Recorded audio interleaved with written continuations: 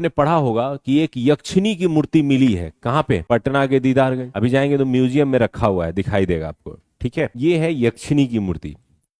तो इसको चावार ग्रहणी मूर्ति के नाम से जाना जाता है। तो बेसिकली क्या है, ये इनके एक हाथ में एक ये दिखाई दे रहा है, इसको बोलते हैं चावर। ये पंखा के जैसे ऐसे ऐसे करते हैं। तो बेसिकली उस पीरियड में धार्मिक दृष्टि से ऐसा माना जाता था आम जनजीवन तक कि एक मीडिएटर होगा जो हमें ईश्वर तक क्या कर सकता है, पहुंचा सकता है। तो ये जो यक्ष और यक्षिणी होते हैं ये अर्ध देवी देवताओं के रूप में आते हैं और आम नागरिक जो है इन्हीं की मूर्तियां बना करके इनकी पूजा करते थे ताकि हमारे जो कल्पनाएं हैं उनको ये कहां पहुंचा देंगे, ईश्वर के पास। तो दो तरह की मूर्तियां बनी, या तो पशुओं की मूर्तियां बनी और या फिर काल्पनिक देवी देवताओं की। अब इस मूर्ति की कहानी है, ये दीदारगंज से मिली है। तो कहा जाता है कि ये मूर्ति एक नदी के किनारे धंसी हुई और ये जो पैर वाला पार्ट है ये ऊपर था, बाकी पूरा का पूरा पार्ट क्या था, नीचे था अंदर। तो किसी को कुछ पता नहीं, ऊपर से सीधा पत्थर के जैसा प्लेन दिखता था। तो लोग जाते थे कपड़ा धो करके उस पे साफ करते थे उस पत्थर पे। तो बहुत सालों तक यही चला। एक दिन क्या हुआ कि गांव में एक सांप निकला और लोगों ने उसका पीछा किया तो जाके इसी पत्थर के नीचे घुस गया। तो हुआ कि भाई कोई कपड़ा साफ करने जाएगा तो उसको तो काट सकता है, तो इसको खोद के निकालो, भगाओ। तो जब इसको खोदना शुरू किया कि पत्थर हटा के उस सांप को भगाते हैं तो नीचे खने जा रहे हैं। तो पता चला कि ये तो इसके नीचे क्या है, मूर्ति है। तो मूर्ति निकला तो फिर अब इस पर किसका हक होगा, गवर्नमेंट का। गवर्नमेंट इसको ले ली और आज ये कहाँ रखा हुआ है, पटना म्यूजियम में। तो जाएंगे तो जब मूर्ति को देखेंगे तो इससे नीचे ये नीचे इसकी चमक गायब हो गई है और ऊपर देखेंगे तो एकदम अभी भी लगेगा कि रिसेंटली कुछ दिनों पहले इसका पॉलिश हुआ होगा, जबकि यह मूर्ति 2300 साल पुरानी है और अभी भी साइनिंग इसकी उसी रूप में देखने को मिलती है। और इधर जो है सब सर्फ एक्सल से इसकी चमक को धो डाला। गंदगी तो धोते ही धोते थे, इसकी चमक भी उन्होंने सर्फ एक्सल से गायब कर दी। तो इस तरह की मूर्तियां जो है वो मौर्यन पीरियड के दौरान कुछ बनाई गई